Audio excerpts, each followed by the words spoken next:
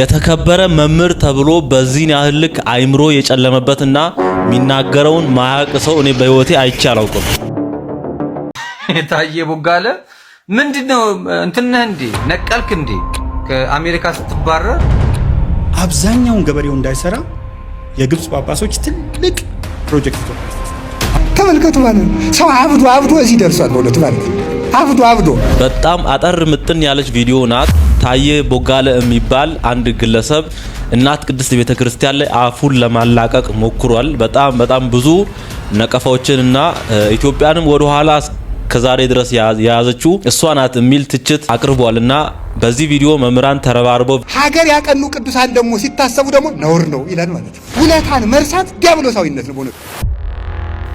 ኢትዮጵያ ሀገራችንን ወደ ኋላ ያያዟት እንደሱ አይነት አስተሳሰብ ያላቸው ሰዎች ናቸው ወይስ ቅድስት ቤተክርስቲያናችን ናት የሚለውን በጣም በግልጽ እናወራለን። ውድ ቤተሰቦች አጠር ያለች ቪዲዮ ናት እንዳልኳችሁ። 1 ልደታ 2 አባጎፋ 3 ባታ 4 ዮሐንስ 5 አቦ 6 አርሴማ 7 ስላሴ 8 አርባቱ እንስሳ 9 ቶማስ 10 መስቀለ ኢየሱስ 11 ሐና ማርያም 12 ሚካኤል 13 ሩፋኤል 14 አቡነ አረጋዊ 15 ሕፃነ ቂርቆስ 16 ኪዳነ ምህረት 17 እስጢፋኖስ 18 እንጣጥዮስ 19 ገብርኤል 20 እንጸተ ማርያም 21 ማርያም 22 ኡራኤል 23 ጊዮርጊስ 24 ተክለ ሃይማኖት 25 መርቆሬዎስ 26 ዮሴፍ 27 መድኃኒዓለም 28 አማኑኤል 29 ባለወልድ 30 ዮሐንስ።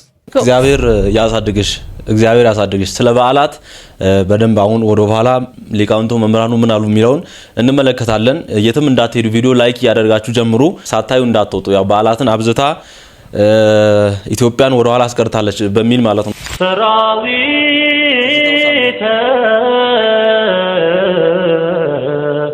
መላእክቱ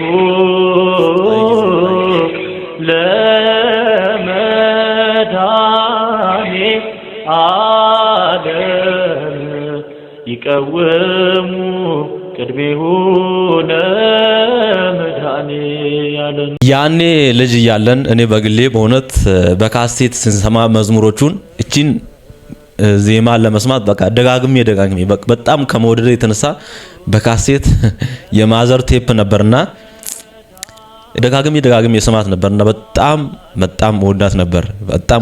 አሁንም እስቲ ነው በቃ ልጅነቴን ነው የምታስታውሰኝ እና መንፈስ ቅዱስም ያው ከሱ ጋር እንደነበረ ትረዳላችሁ። ዜማው ምን ያህል ይመስጥ ያምር እንደነበረ ወንድማችን አሁንም ክፉ አንመኝም። መድኃኒዓለም ወደ ቤቱ ይመልስ። እናቶቻችንና አያቶቻችን በኮረም ከተማ ያደረጉት ጸሎትና ልመና ይላል። እሺ ትግራይ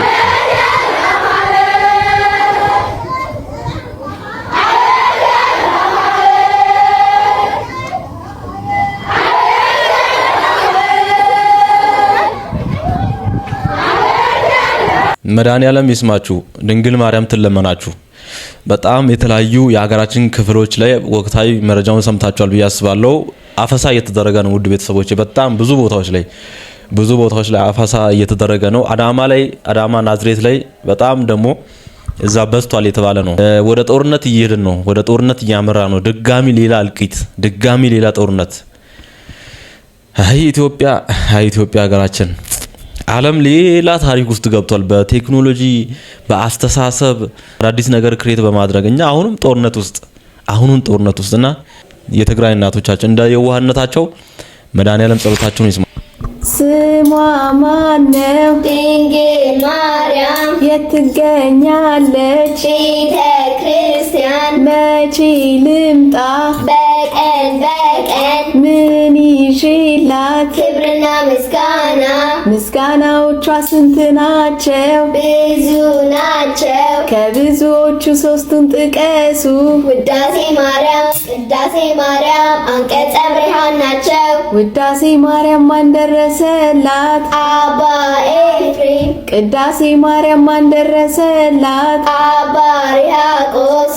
አንቀጸ ብርሃን ማን ደረሰላት? ቅዱስ ያሬድ። መላእክት በሰማይ ምን እያሉ ያመሰግኗታል? ትስዋ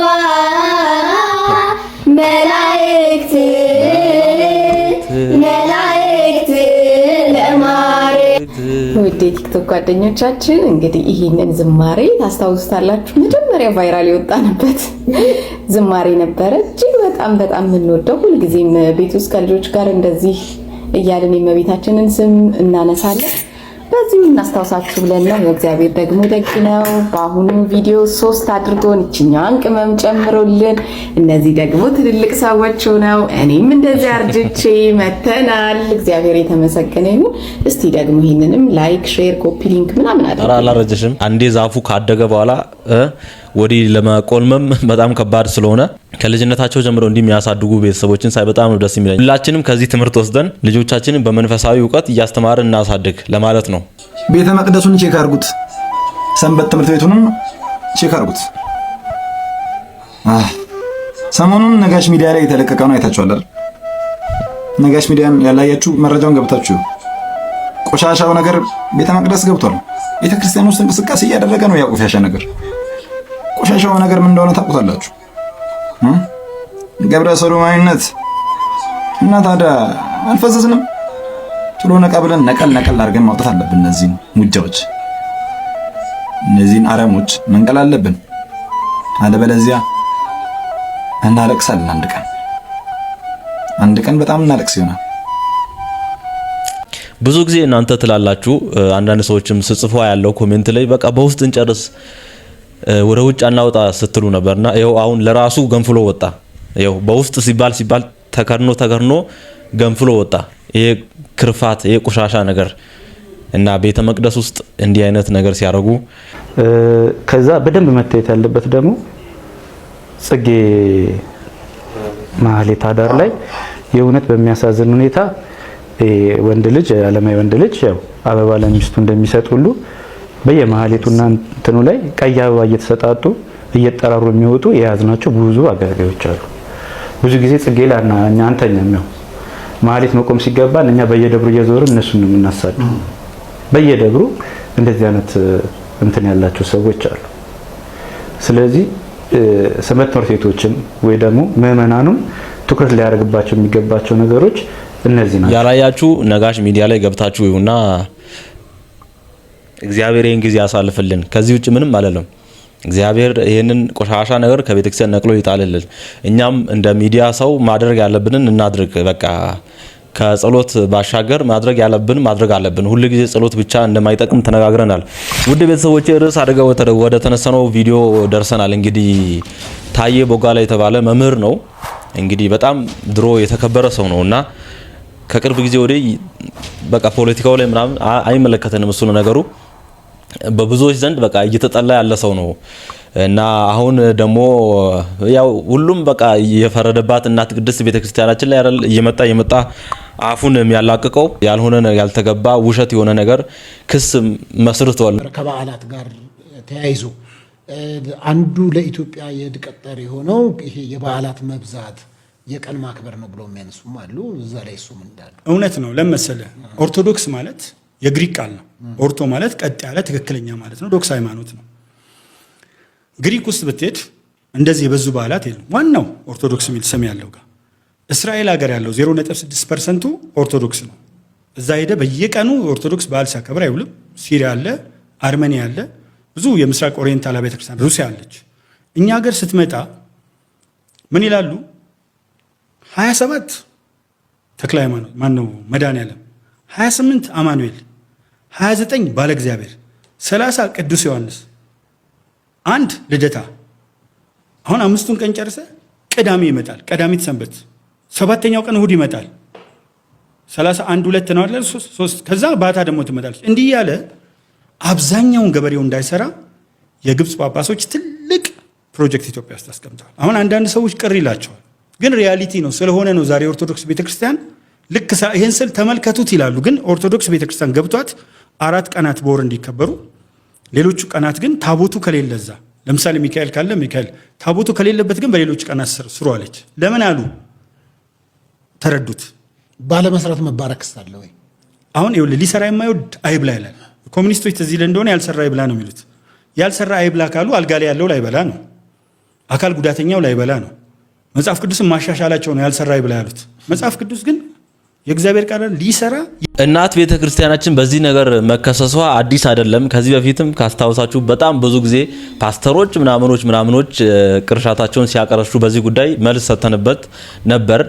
አሁንም የሊቃውንቱ ምላሽ እንዳለ ሆኖ ስለ በዓላት አሁን ይሄ ጨለማ አይምሮን የያዘ ሰው ጭልምተኛ የሆነ ሰው ቅድስት ቤተ ክርስቲያን ላይ እንዴት ቅርሻቱን የሐሰት ውንጀላውን እንዴት ስኒች አድርጎ እንዳስገባ አይታችኋል።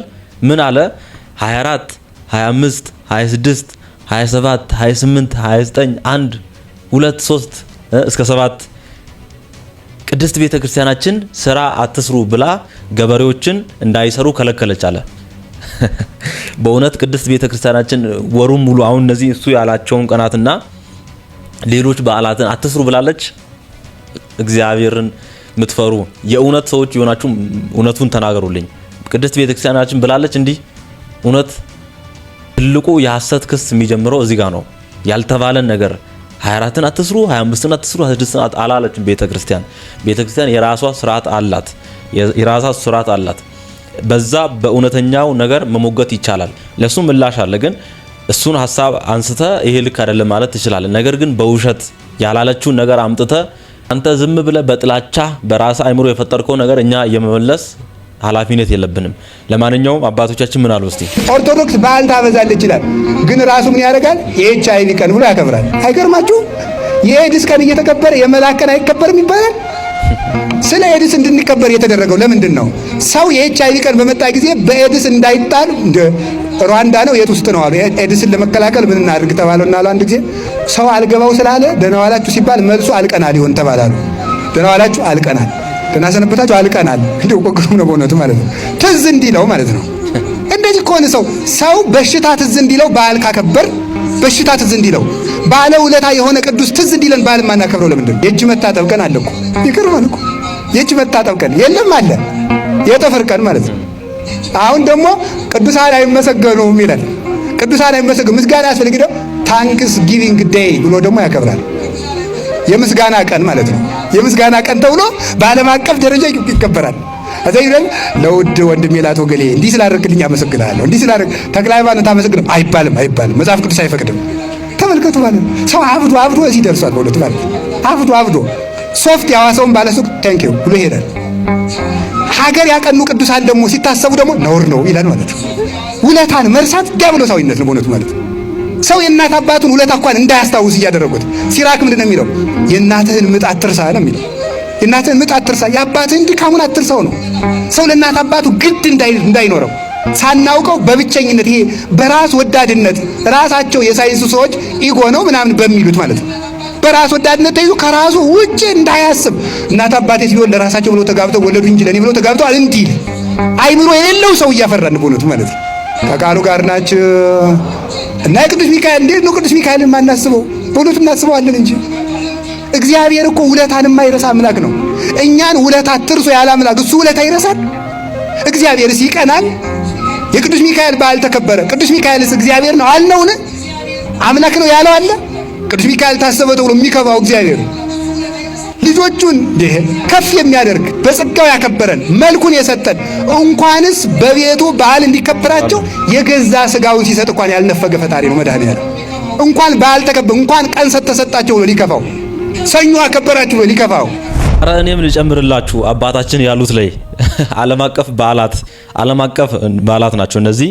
ኢንተርናሽናል ኒው ይርስ ዴይ ይሄ ዓለም አቀፍ አዲስ ዓመት በዓል ናቸው። ኢንተርናሽናል ዴይ ኦፍ ኤዱኬሽን ዓለም አቀፍ የትምህርት ቀን፣ ዓለም አቀፍ የካንሰር ቀን፣ ዓለም አቀፍ የእናት ቋንቋ ማዘር ላንጉጅ ዴይ፣ ዓለም አቀፍ የሴቶች ቀን ይሄን ታውቁታላችሁ ውመንስ ዴይ፣ ዓለም አቀፍ የደስታ ቀን፣ ዓለም አቀፍ የጤና ቀን፣ ዓለም አቀፍ የመሬት ቀን ይከበራል። እሺ ዓለም አቀፍ የሰራተኞች ቀን፣ አዎ ዓለም አቀፍ የቤተሰብ ቀን፣ ዓለም አቀፍ የጤና ጥበቃ ቀን፣ ዓለም አቀፍ የስደተኞች ቀን፣ ኔልሰን ማንዴላ ዓለም አቀፍ ቀን፣ በስማአውል ዓለም አቀፍ የወዳጅነት ቀን፣ ዓለም አቀፍ የወጣቶች ቀን፣ ዓለም አቀፍ የሰብአዊ መብት የእርዳታ ቀን። እነዚህ ዓለም አቀፍ ናቸው።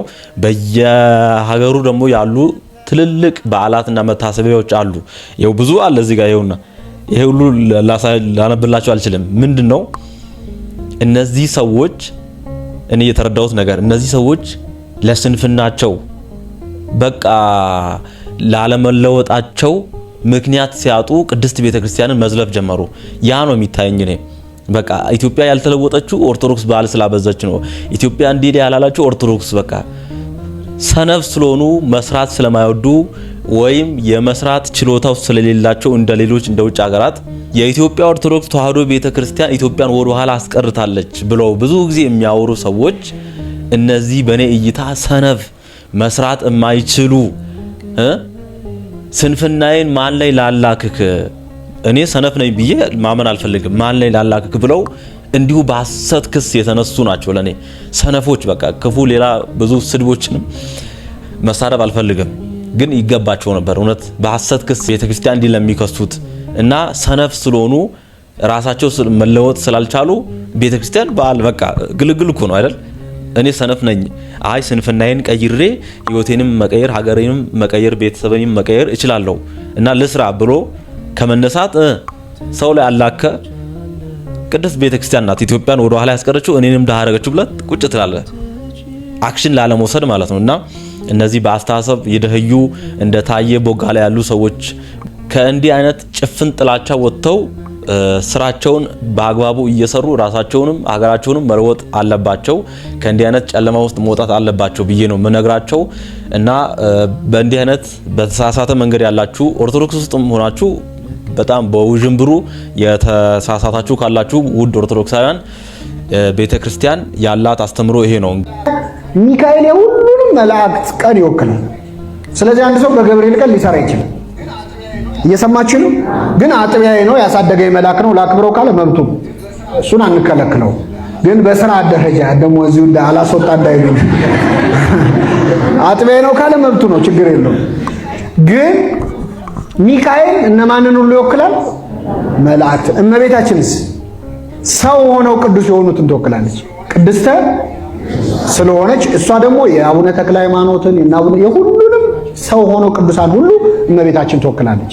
29 ደግሞ እንደውም ሲጠራ በዓለ ወልድ ወይም በዓለ እግዚአብሔር ይባላል። ስለዚህ የእግዚአብሔር በዓላትን ሁሉ ይወክላል። 28ን 27ን 3 ማን ነው ስላሴ 7 አይደለ 6ን ኢየሱስ አይደል ሁሉንም በዓላት 29 ላይ ተወክሏል ማለት ገብቷችኋል አይደል? በቃ ስለዚህ ሌላው ቀን ሊሰራ ይችላል። ከዛ ውጪ በግዝት ሰንበት እንዳለ ሆኖ ማለት ነው። ግን ግዝት በዓላት ዓላማው ሰንበትም ዓላማው እኛን ስራ ማስፈታት ሳይሆን እኛን ሌላ ስራ መስጠት ነው። ምን አይነት ስራ? መንፈሳዊ ስራ። ሰንበት የሚከለከለው ቤተክርስቲያን ስራ ጠልታ ሳይሆን ለነፍስ ደግሞ ስራ ነው። እርፍ ብለህ ለነፍስ ስራ ያን ቀን ቃለ እግዚአብሔር ተማርበት። ስለዚህ ማጠቡ ሳይሆን ስተቱ መጸለይ በምትችልበት ሰዓት ማጠብ ነው። ገብቷችኋል አይደል? ወንጌል አሁን ሰው ለነፍሱ ወንጌል አይማር ቅዳሴ ያስቀድስ ምን ከሆነ የታመመ አይጠይቅበት ከሆነ አልተጠቀመበትም። ቃልዮትን ያሰማልን። ዩቲዩብ ላይ የግዝት በዓላት ምንነትና ዓላማው ብላችሁ ሰርች ብታደርጉ ብዙ ቪዲዮዎች አሉ፣ መጻሕፍትም አሉ። እነ ብርሃኑ አድማስ የጻፉት ስለ በዓላት ስለ ኦርቶዶክስ በዓላት የጻፉት ሰፊ መጻሕፍት አሉ። በጥልቀት መረዳት ከፈለጋችሁ እነሱን ብታነቡ። አሁን መምህራችን እንዳሉት ከ1 እስከ 30 ድረስ ስራ አትስራ ቁጭ ብለ በዓል አክብር ያለች ቤተክርስቲያን የለችም። አጠር አረጌ ነው የምነግራችሁ። እንደዛ ያለች ቤተክርስቲያን የለችም።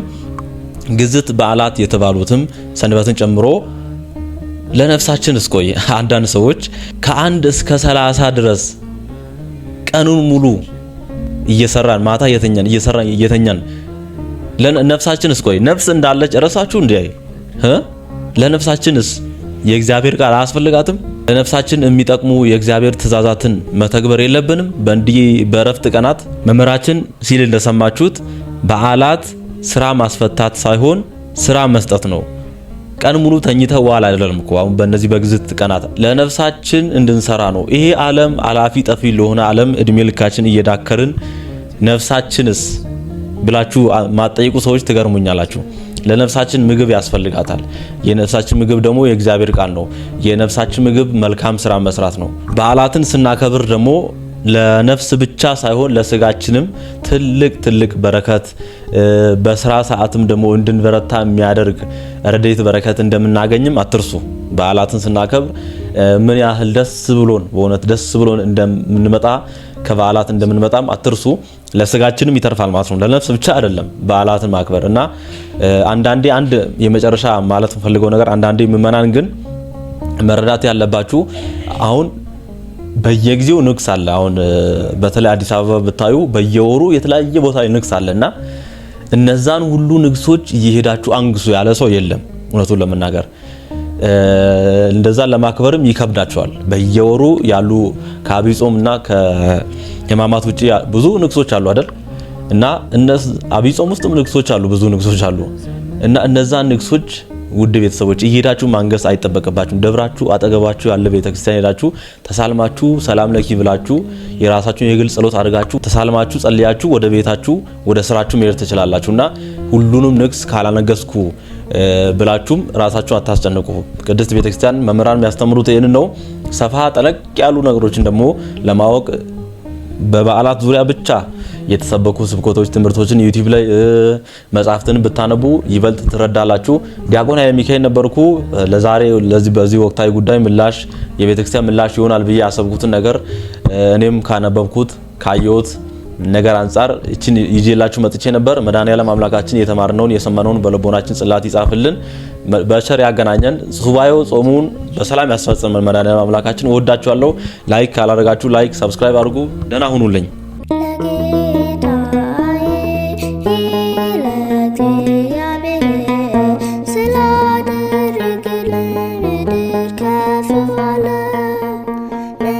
Sky